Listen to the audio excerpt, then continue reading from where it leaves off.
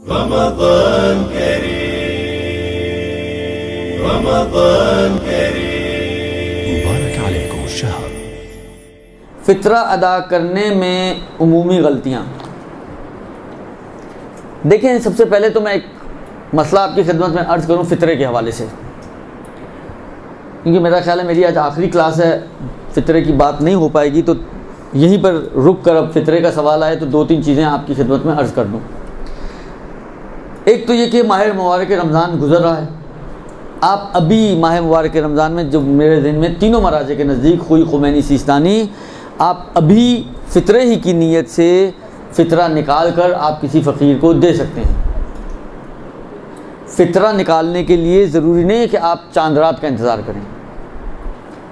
آپ ابھی بھی رمضان میں بھی فطرہ نکالا جا سکتا ہے۔ اور آپ مثلا بہت سے لوگ یہ کہتے ہیں یار ہم چاند رات کو فطرہ نکالیں، عید والے دن پہنچائیں تو ان کے بچوں کے لیے مثلا کسی کو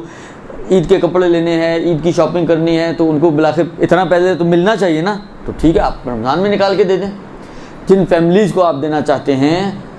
آپ اپنا فطرہ ابھی رمضان میں نکالیں، اور رمضان میں نکالنے کے بعد ان کو ابھی سے دے دیں، تاکہ وہ ابھی سے ہی عید کی تیاری کرنا چاہیں تو کر لیں۔ تو پہلا مسئلہ تو یہ ہے۔ اب یہاں پر ایک سوال پیدا ہوتا ہے کہ یہ جو ہم بچپن سے سنتے ہیں کہ جی پہلے قرضے کی نیت سے دیں، اور وہ اس صورت میں کہ اگر آپ رمضان سے پہلے فطرہ دینا چاہیں، آپ رمضان سے پہلے اگر کسی کو فطرہ دینا چاہیں تو رمضان سے پہلے فطرہ نہیں دے سکتے۔ اس میں پھر یہ فقہا فرماتے ہیں کہ آپ قرضے کی نیت سے دے دیں، جب شب عید آئے تو اسی قرضے کو آپ فطرے کے طور پر قرار دیتے ہوئے ان کو فطرے میں حساب کر لیں۔ تو یہ بھی ہو سکتا ہے کہ اگر آپ رمضان سے پہلے دینا چاہیں۔ بعض اوقات ہوتا ہے کوئی خاص افراد ہوتے ہیں یہ مثلا 2 3 4 مہینے بعد چکر لگاتا ہے، اب اتفاق سے رمضان سے پہلے آ گیا، آپ نے کہا ابھی آیا ہے تو یہ آئے گا مثلا 2 مہینے بعد، 3 مہینے بعد، اور اسی کو آپ دینا چاہ رہے ہیں، تو آپ اس کو قرضے کے طور پہ دے دیں، اور بعد میں اس کو شب عید اس کو آپ فطرے کے طور پر حساب کر لیں، تو سانپ بھی مر گیا اور لاٹھی بھی نہیں ٹوٹی آپ کی، دونوں کام ہو گئے آپ کے، درست؟ یہ ہو گیا آپ کا۔ البتہ کوئی رمضان کے دوران بھی یہ کرنا چاہے تو کر سکتا ہے، منع نہیں ہے کوئی، یعنی کسی کا دل نہ مان رہا ہو، کیونکہ بعض چیزیں ایسی ہوتی ہیں وہ اتنی ذہن میں بیٹھی ہوئی ہوتی ہیں کہ دل ہی نہیں مانتا کہ شب عید کی بجائے میں جو ہے مثلا آج 10 رمضان کو جو ہے فطرہ نکال دوں۔ بچپن سے ایک چیز سنتے آ رہے ہیں یا پریکٹس ہوتی ہے انسان کی، تو وہ اتنی آسانی سے یہ جو حلق ہے نا ہمارا، اس سے نیچے چیزیں اترتی نہیں ہیں، اگر یہ آپ کے حلق میں نہ کوئی چیز پھنس جائے پھر میرا جملہ، درست؟ تو ایسی صورت میں آپ یہ رمضان میں بھی اپلائی کر سکتی ہیں کہ رمضان میں آپ کسی کو قرضہ دے دیں، فقیر شرعی کو جو صاحب شرائط ہو، اور جب شب عید آئے تو آپ اس قرضے کو فطرے کے طور پر حساب کر کے اس کو بری ذمہ بنا دیں۔ تو یہ رمضان کے اندر بھی ہو سکتا ہے، یہ ایک چیز۔ دوسری چیز یہ ہے کہ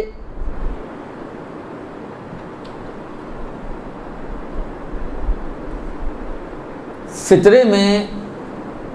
اگر انسان نے فطرہ نکال کے رکھ دیا، مثلا آپ نے ایک فطرہ نکال کے رکھ دیا، تو انسان کو یہ پتہ ہونا، یہ ایک بہت بعض اوقات غلطی کرتے ہیں لوگ کہ مثلا لمسم اماؤنٹ نکال کے رکھ دیتے ہیں، ان کو پتہ ہی نہیں ہوتا کہ کس چیز کی قیمت نکال رہے ہیں، یہ غلط ہے۔ اگر کوئی زیادہ دینا چاہتا ہے اس کا طریقہ میں آپ کو بتا دیتا ہوں۔ آپ پہلے طے کریں کہ آپ کس چیز کی قیمت نکال رہے ہیں۔ اگر سیستانی کے اعتبار سے غالب غذا، جو آپ کے معاشرے کی غالب غذا ہے، اس میں سے کوئی بھی چیز آپ فطرے کے طور پر 3 کلو پر ہیڈ دے سکتی ہیں، چاول، آٹا۔ اچھا، کھجور ہمارے معاشرے کی غالب غذا ہو یہ مشکل ہے، اس لیے اس کو فعلاً چھوڑ دیں آپ۔ آغا سیستانی والے کھجور کے فطرے پر اکتفا نہ کریں، اگرچہ میں نے کہا نا کہ بعض مراجع نے یہ لکھا کہ کھجور بہتر ہے سب سے، لیکن وہ شاید یا تو اپنے معاشرے اور ماحول کو مد نظر رکھتے ہوئے، یا بعض لوگ ایکسیپشنلی کھجور کو مانتے ہوں گے تو اس وجہ سے، لیکن آغا سیستانی نے ایسی کوئی بات نہیں کی ہے۔ لہذا غالب غذا جو معاشرے کی ہے اس کے حساب سے آپ نکالیں۔ گوشت کھایا جاتا ہے، گوشت کا دے سکتے ہیں آپ۔ اگر کسی کو زیادہ دینے کا شوق ہو رہا ہے کہ سامنے، کیونکہ دیکھیں بالآخر یہ جاتا فقراء کے پاس ہے، ہم لوگ اس میں اتنی کنجوسی سے کام لیتے ہیں، یقین مانیں ہماری کوشش یہ ہوتی ہے کہ سب سے کم والی چیز کو لیں، آٹا، اور آٹے میں بھی اگر فرض کریں، مثال دے رہا ہوں، ریٹ اگر 38 روپے، تو ہم یہ بھی نہیں کہتے کہ چلو راؤنڈ کر کے 40 روپے کر دیں اور 120 روپے نکال دیں، ہم 38 کے حساب سے نکالتے ہیں۔ ویسے کیلکولیشن کے حساب سے ہونا یہی چاہیے، لیکن بالآخر آپ دیکھیں، آپ نے یہ پیسہ چاہے آپ مشتری اس کے وکیل کو بھی پہنچا رہی ہیں، تو بالآخر اس کے پاس سے جانا تو فقراء کے ہاتھ میں نا۔ اچھا، فطرے کی اماؤنٹ ایسی اماؤنٹ ہوتی ہے کہ اس کو چینج کرنے کی اجازت نہیں ہوتی۔ اب آپ چلر کے ساتھ 125 روپے 8 آنے بنے، جب 8 آنے ہوا کرتے تھے تو آپ نے ایک 8 آنے کا سکہ بھی ڈال دیا،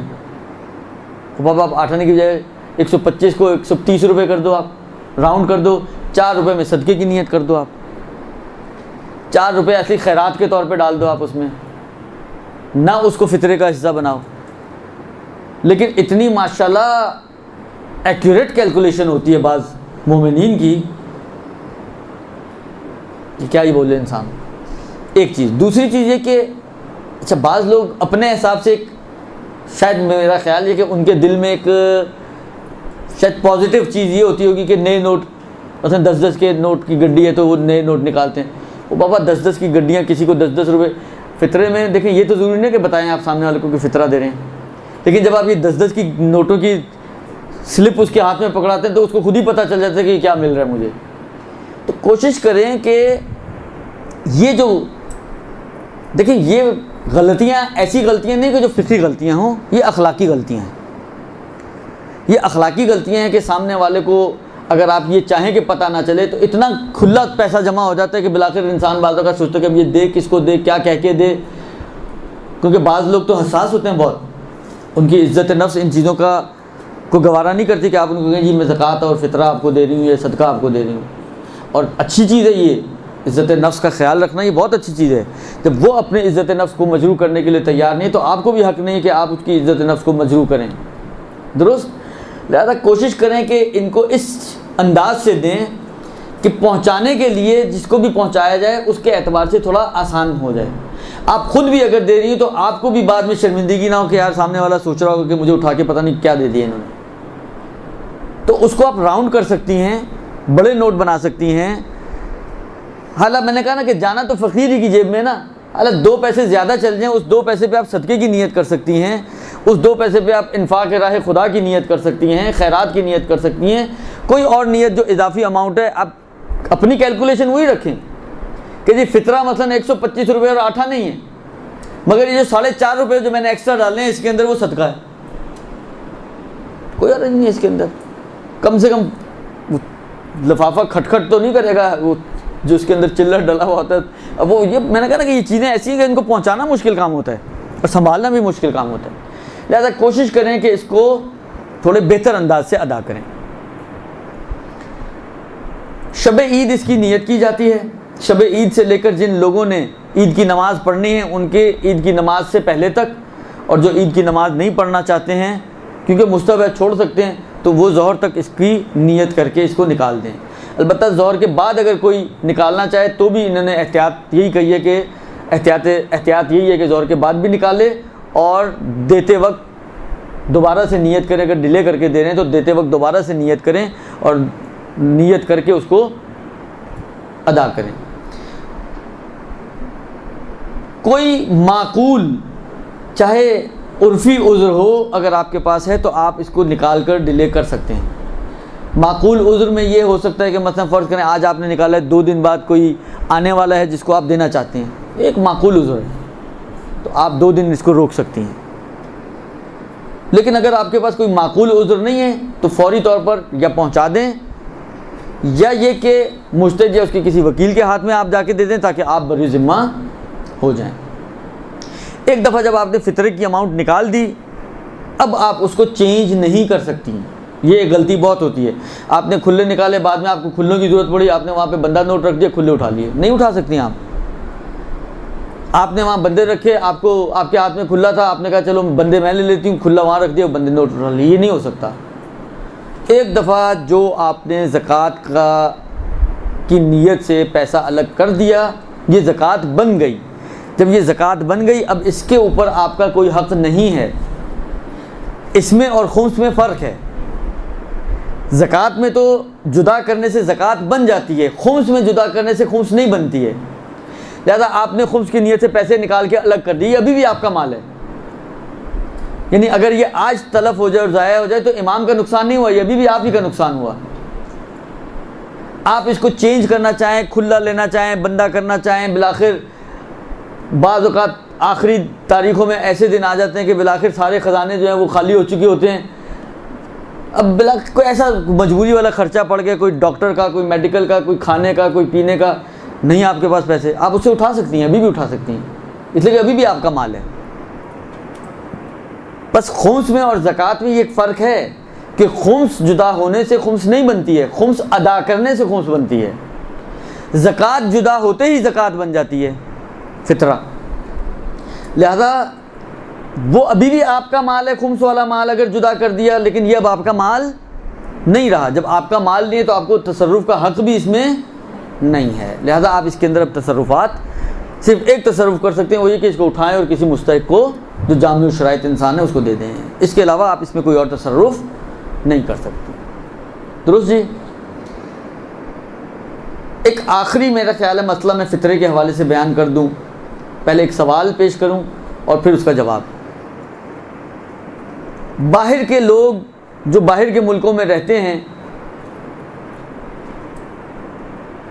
بعض اوقات ایسے ملکوں میں جہاں پہ فقراء نہیں ہوتے یا صاحب شرائط فقراء موجود نہیں ہیں،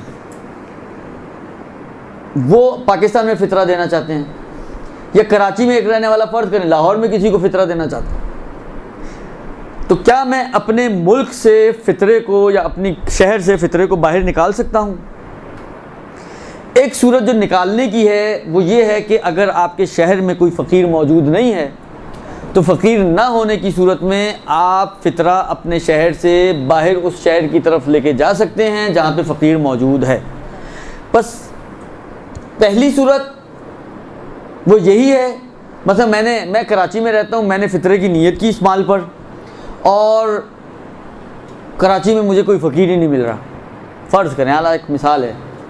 یہاں تو ہر دوسرا آدمی ایسے فقیر ہے، لیکن سمجھانے کے لیے فرض کریں کہ کراچی میں کوئی فقیر موجود نہیں ہے. تو اب کیا کیا جائے؟ اب میں یہ کر سکتا ہوں کہ اس مال کو اٹھاؤں. اگر میں فرض کریں حیدرآباد جا رہا ہوں اور وہاں پہ کوئی فقیر موجود ہے تو میں حیدرآباد لے جاؤں اور وہاں پہ کسی فقیر کو دے دوں. یہ کر سکتا ہوں میں. بس پہلی صورت یہ ہے کہ میں فطرہ نکالنے کے بعد اس مال کو فقیر نہ ہونے کی وجہ سے شہر سے باہر نکال سکتا ہوں. یہ ایک.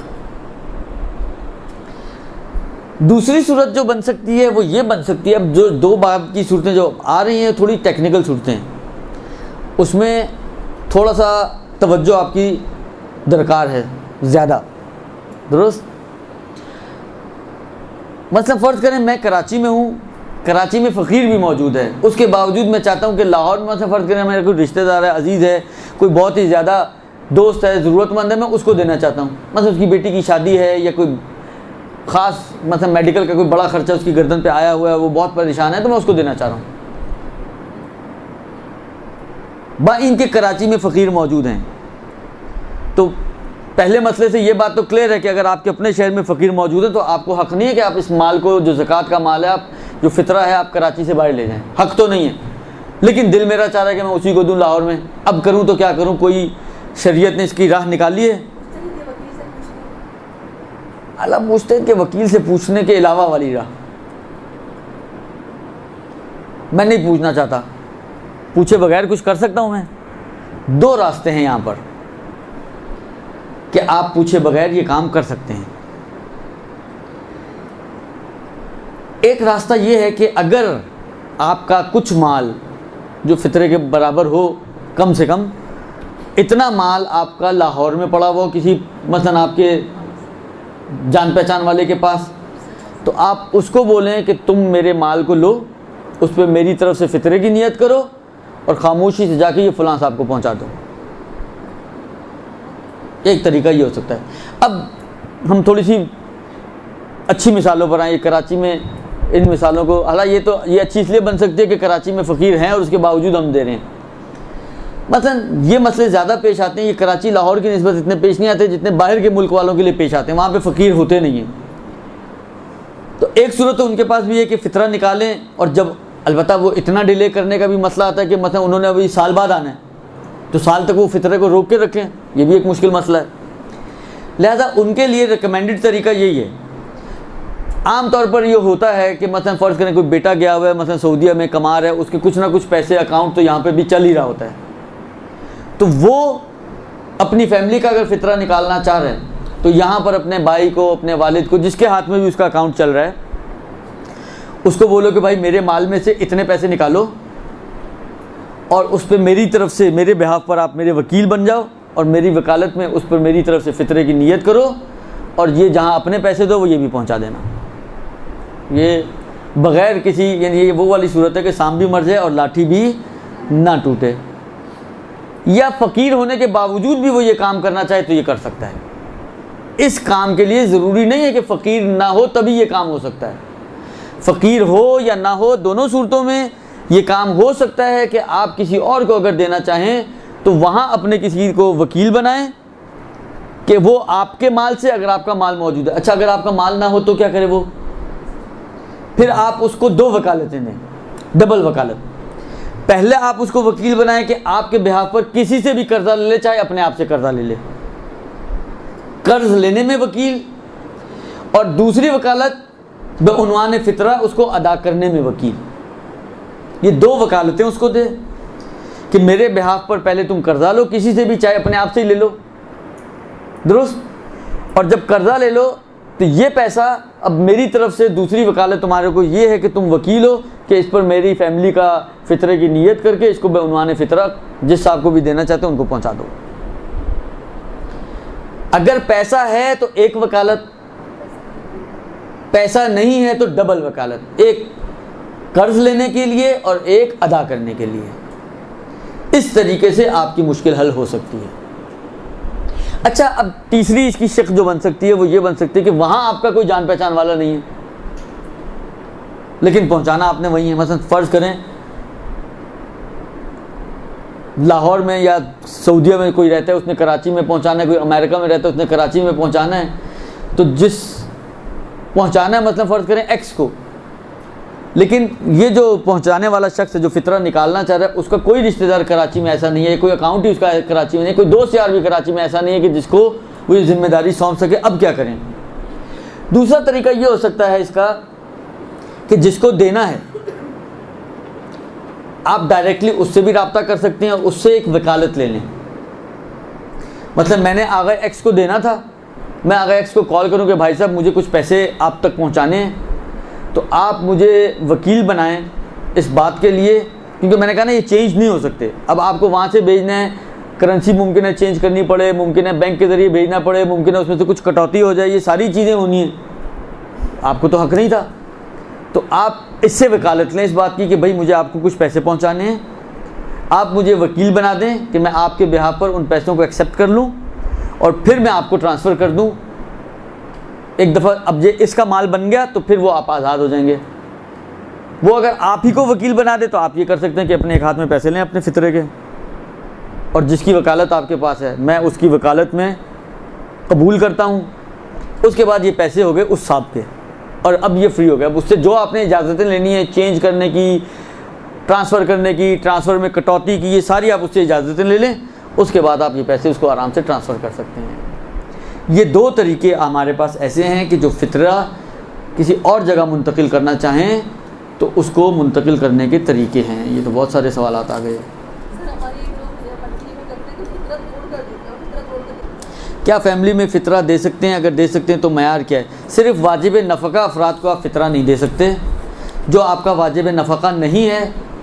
اگر اس کے اندر وہ شرائط موجود ہیں، دیکھیں یہ جملہ میں اس لیے بار بار کرتا ہوں کہ اس میں بہت زیادہ غلطیاں ہوتی ہیں، ہم لوگ بعض چیزوں کو چیک ہی نہیں کرتے ہیں۔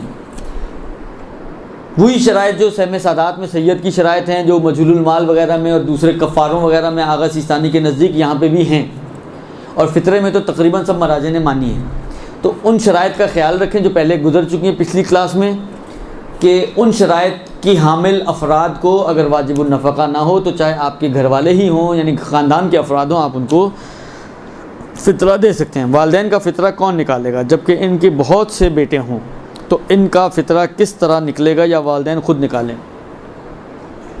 دیکھیں، اگر تو والدین کسی اولاد کے، یعنی شب عید کس اولاد کے گھر پر ہیں، اس کو نکالنے والدین کا فطرہ، کیونکہ جس کے گھر پر شب عید، ممکن ہے مثلا ایک والدین ہوں جو 26-27 دن ایک روزے پورے 26-27-28 روزے ایک بیٹے کے گھر رہے ہوں، 2 دن پہلے دوسرے بیٹے کے گھر منتقل ہو گئے، اب شب عید سارا مہینہ اس بیٹے کے پاس رہے ہیں، فطرہ یہ نہیں نکالے گا۔ جس بیٹے کے پاس شب عید تھے وہ بیٹا جو ہے فطرہ نکالے گا ان کا۔ اور اگر بیٹے فقیر ہیں اور والدین خود غنی ہیں تو والدین پھر اپنا فطرہ خود نکالیں گے اس صورت میں۔ ہم نے کسی درس میں یہ فرمایا تھا کہ نان و نفقہ اٹھانے والے پر ہی فطرہ واجب ہوتا ہے، اور چاند رات کو کسی کے گھر جائیں وہاں رہیں، لیکن فطرہ نان و نفقہ اٹھانے والے پر ہی آئے گا۔ یہ بات اپنی حد تک صحیح ہے، یہ جو جملہ ہے یہ اپنی حد تک صحیح ہے، لیکن ہوتا یہ ہے کہ جب آپ کسی کے پاس رہنے کے لیے جاتے ہیں تو عرفی طور پہ آپ اس وقت اس کے اہل و عیال شمار ہو رہے ہوتے ہیں، اس کے نان و نفقے میں شامل ہو جاتے ہیں۔ تو کیونکہ آپ اس کے نان و نفقے میں شامل ہو جاتے ہیں لہٰذا اس کی گردن پہ آپ کا فطرہ ہے۔ قانون یہی ہے، لیکن میں نے کہا نا، سمجھنے میں شاید مجھے لگتا ہے کچھ یہاں پہ مس انڈرسٹینڈنگ ہوئی ہے، اور وہ یہی ہے کہ ایسا نہیں ہے کہ آپ رہیں کہیں پہ بھی تو نان و نفقہ کسی اور کے اوپر چل رہا ہے، نہیں، جہاں پہ آپ رہ رہے ہوتے ہیں عرفی طور پر آپ اس کے گھر والوں کا حصہ کاؤنٹ ہوتے ہیں۔ اتنا اسی لیے یہ مسئلہ آتا ہے کہ اگر کوئی شخص چاند رات صرف افطار کے لیے جائے، افطار کر کے اٹھ کے آ جائے، اس کا فطرہ اس میزبان پر واجب نہیں ہے۔ کیوں؟ اس لیے کہ اتنے سے کھانا کھانے سے صرف یہ اس کے گھر والوں کی طرح ٹریٹ نہیں ہوتا، گھر والوں کی طرح اس وقت ٹریٹ ہوتا ہے جب یہ اس کے پاس رہنے کے لیے جائے۔ کوئی چاند رات یا ایک دن پہلے 2-4 دن رکنے کے لیے، جیسے عام طور پہ بچیاں ہوتی ہیں میکے چلی گئیں، عید منانے کے لیے جانا ہے، 2 دن پہلے چلی گئی میکے، تو اب یہ 2 دن پہلے میکے آنے کی وجہ سے اپنے والد کے گھر والوں کا حصہ کاؤنٹ ہو رہی ہیں۔ کیونکہ والد کے گھر والوں کا حصہ کاؤنٹ ہو رہی ہیں اس لیے ان کا فطرہ والد کی گردن پر آئے گا، ان کے نفقہ شوہر پہ واجب ہے، لیکن اس کے باوجود فطرہ باپ پر واجب ہو جائے گا اگر باپ ہے یا جو بھی بہرحال اس گھر کا کرتا دھرتا ہے، سربراہ ہے۔ تو اصل بات یہی ہے، اور اگر آپ کتابیں اٹھا کے دیکھیں تو اس میں جملہ بھی ہے کہ نان خور شمار ہو اس کا۔ تو نان خور شمار ہونا یہ فرق کر رہا ہے، یہ 27 دن ایک بیٹے کے پاس رہنے کے بعد آخری 3-4 دن اگر دوسرے بیٹے کے پاس رہ رہی ہے تو اب اس وقت میں یہ اس کی نان خور شمار ہو رہی ہیں، نہ اس کی نان خور جس کے پاس 27 دن کھایا ہے۔ اس کی نان خور تھیں، ہیں نہیں، ہیں اس کی، جب اس کی ہیں تو فطرہ اس کے اوپر واجب ہوگا۔ ہاں، فطرہ توڑنے کا مسئلہ، اس میں اب جو مجھے یاد پڑ رہا ہے، آغا خوئی کی احتیاط واجب ہے کہ فطرہ نہ توڑا جائے۔ آغا سیستانی احتیاط مستحب کے ظاہراً قائل ہیں، جو میرے ذہن میں اس وقت ہے۔ اب دیکھیں اگر یہ جلدی میں یہ مسئلہ مجھے مل جائے۔ ویسے تو تقریباً کم و بیش جو فطرے کے حوالے سے اہم مسئلے تھے جو آپ کو پیش آنے والے تھے وہ میں نے آپ کی خدمت میں عرض کر دیے۔ زکوٰۃ فطرہ، اچھا 2 چیزیں اس میں مجھے اب نظر آ گئیں، وہ بھی میں عرض کر دوں۔ ایک تو یہ کہ مثلا فرض کریں میں مہمان بن کے گیا کسی کے پاس، رات میں نے کہیں اور گزاری، تو میرا فطرہ کس پہ واجب ہو گیا؟ اس میزبان پر۔ حالانکہ اس نے کہا ہم کھانا بھی کھلائیں اور فطرہ بھی دیں، ہم نہیں دیتے ان کا فطرہ، خود دیں اپنا فطرہ، ہم کیوں دیں؟ اس نے میرا فطرہ نہیں نکالا، تو آیا اس کے نہ نکالنے کی صورت میں اب میرے اوپر واجب ہوگا یا نہیں ہوگا؟ تو آغا خوئی کی جو تعبیرات ہیں اس سے ایسا سمجھ میں آ رہا ہے کہ آغا خوئی یہ کہتے ہیں کہ اگر تو کسی عذر کی وجہ سے اس نے نہیں نکالا، مثلا بھول گیا تھا کہ ان کا بھی نکالنا چاہیے مجھے، تو احتیاط واجب یہ ہے کہ میں اپنا خود نکالوں۔ لیکن اگر ہٹ درمی کرتے ہوئے نہیں نکال رہا تو ان سے ایسا سمجھ میں آ رہا ہے کہ پھر میرے پر بھی میرا تو ویسے ہی ساقط ہو گیا، ان کی گردن پہ چلا گیا، اس نے نہیں نکالا تو وہ گنہگار ہوگا، میرا اپنے اوپر واجب نہیں ہوگا۔ لیکن آغا سیستانی فرماتے ہیں کہ اگر وہ نہیں نکال رہا اور میرے اندر شرائط موجود ہیں، بالغ ہوں، آزاد ہوں، غنی ہوں، تو پھر میرے اوپر اپنا فطرہ واجب ہو جائے گا، مجھے خود نکالنا پڑے گا۔ یہ ایک مطلب۔ دوسرا، جو مسئلہ جو ہے وہ یہ کہ بعض اوقات یہ ہوتا ہے گھر میں مثلا آپ کے گھر میں مزدور لگے ہوئے ہیں، سارا دن آپ کے گھر میں کام کرتے ہیں، ہو سکتا ہے افطار بھی وہیں بیٹھ کے کرتے ہوں یا آپ ہی ان کو افطار کرا رہی ہوں، حالانکہ ان کا فطرہ بھی ہمارے اوپر واجب ہو جائے گا۔ یہ فرماتے ہیں کہ جس کو آپ نے اجرت پہ کام کے لیے رکھا ہوا ہے، جیسے یہی مزدور وغیرہ یا بڑھئی وغیرہ یا خادم، مثلا ماسی آتی ہے، روز آتی ہے آپ کے گھر، درست، اگر ان کے اخراجات ان کی اپنی گردن پر ہیں، یعنی آپ ان کے سارے خرچے آپ کی گردن پر نہیں ہیں، آپ تو صرف اجرت دیتے ان کو، باقی خرچے وہ خود ہی کرتے ہیں، اور یہ ساتھ ساتھ آپ کے گھر والوں کا حصہ بھی شمار نہیں ہوتے۔ بعض اوقات ہوتے ہیں ایسا پڑاؤ ڈالا ہے کہ انہوں نے کہا، آپ نے بھی کہا کام کیا، آپ کو جلدی، آپ نے کہا یار ایک ہفتہ یہیں رک جاؤ اور یہیں پہ کام کرو، سارا دن رات لگے رہو۔ تو ابھی ایک ہفتہ ایسا ہے کہ یہ ایک ہفتہ اصل اس انداز سے ہے کہ عرفی طور پہ یہ اس کے گھر والوں کا حصہ شمار ہو رہے ہیں، تب تو اس پہ واجب ہو جائے گا، لیکن اگر یہ اس کے گھر والے بھی شمار نہیں ہو رہے ایک، اور اس کے اخراجات بھی سارے اس کی گردن پر نہیں ہیں دو، تو فرماتے ہیں کہ پھر ان کا فطرہ اس کی گردن پہ واجب نہیں ہوگا۔ اب اس میں یہ مسئلہ موجود نہیں ہے کہ توڑنے کا، اب جو مجھے یاد ہے میں بھی یاد والے سے آپ کو بتا سکتا ہوں کہ آغا خوئی منع کرتے تھے، آغا سیستانی کا اتنا مسئلہ نہیں ہے، توڑا جا سکتا ہے، احتیاط مستوزارن کے نہ توڑا جائے، لیکن بہرحال احتیاط اسی کے مطابق ہے کہ کم سے کم ایک آدمی کا فطرہ آپ ایک ہی آدمی کو دیں، یا ایک فیملی کا فطرہ ایک آدمی کو دیں، توڑے نہ فطرے کو، مثلا 700 روپے بنے آپ 350 ایک کو دے دیں، 350 ایک کو دے دیں، یہ کام نہ کریں، بیچ میں فطرے کی اماؤنٹ ٹوٹے نہ، اس انداز سے فطرے کو ادا کریں۔